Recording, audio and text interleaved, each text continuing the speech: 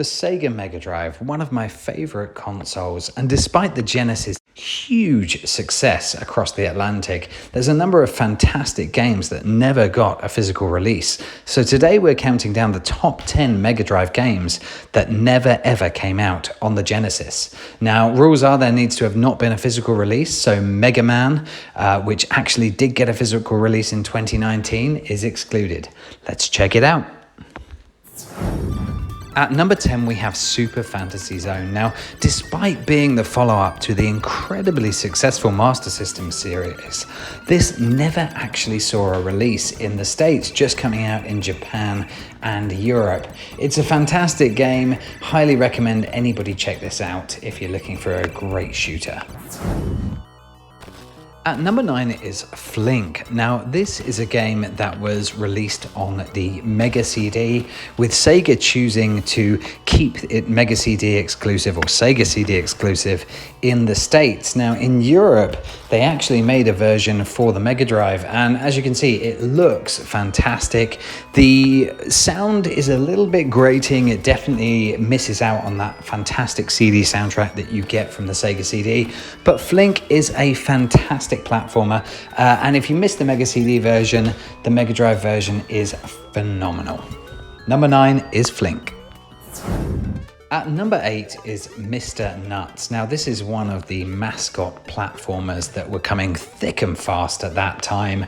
This particular game came out quite late in the Mega Drive life cycle, so Sega in the US chose to go with a Sega Channel release, with Sega foreseeing a digital future long before it actually happened. And sadly, a number of games were victim of this, where they decided to go against physical release while they were pushing the Saturn and the 32X. But Mr. Nuts is a lot of fun. It gets brutally difficult by the end.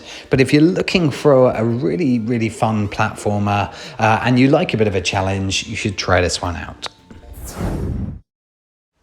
At number 7 is Jimmy White's Whirlwind Snooker. Now, you don't have to get any prizes for guessing why this one didn't make it to the US. Snooker is a game with almost no popularity there. Jimmy White as a snooker player is completely unknown in the States. So, funnily enough, this one didn't see a release, but it's an absolutely brilliant adaptation that really pushes the Mega Drive and looks excellent for the Mega Drive and its visuals. There was a sequel, Jimmy White's Cue Ball 2, for the Dreamcast, which was just as fantastic, much better. But yeah, if you've got any interest at all in these games, check out Jimmy White's Whirlwind Snooker. Cannon Fodder ranks up there as one of my favorite games of all time. I had it originally on the PC. The Mega Drive version was really good. Sadly lacking mouse support, which the SNES version did offer, but for some reason only made it to European shores. And that's a massive shame, because this version is very playable and actually not too bad with the controller. Jules and Jops as your first soldiers will always have a special place in my heart, seeing how many levels I could get them through and how highly I could rank these guys up. So Cannon Fodder on the Mega Drive is an excellent game at number 6. At number 5 is, without question, the best pinball game on the Mega Drive. It looks great, and sorry Sonic's Pinball, it's definitely number 1 from a pinball perspective. The game Psycho Pinball is so much fun, 4 great pinball machines to play on, and looks stunning for the Mega Drive. Really smooth. Codemasters were a little strange. They published this one. Now, they had proprietary cartridges. They didn't license them through Sega, very similar to what EA did.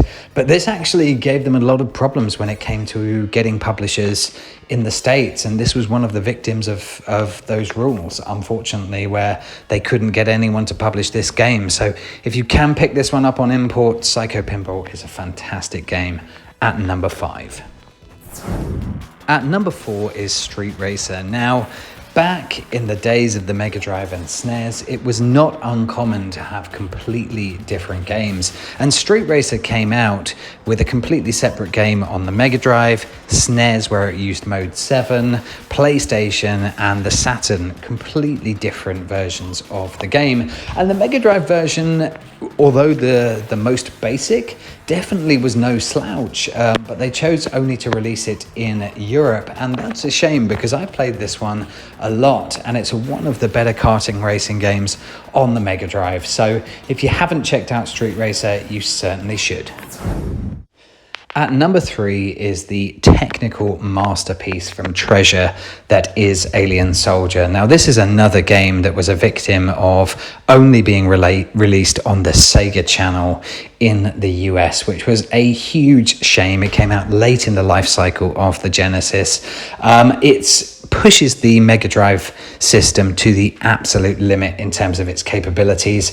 I'm still just as dreadful at it, and I guess that's why it's only number 3. It is brutally difficult, but if you're looking for a phenomenal game, check out Alien Soldier. So into the top 2, and Disney platformers on the Mega Drive and SNES were synonymous with quality. You name it.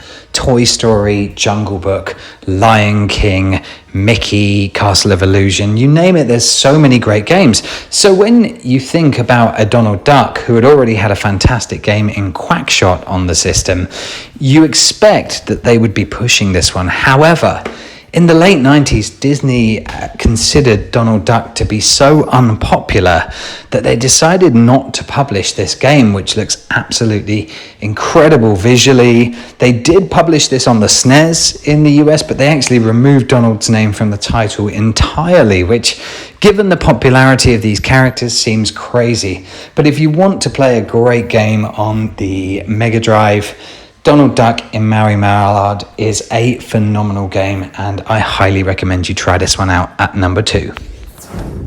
Before we hit number 1, I just want to talk about a few games that were on my shortlist but didn't make the list. The first one being Sampras 96, the sequel to Pete Sampras Tennis from Codemasters.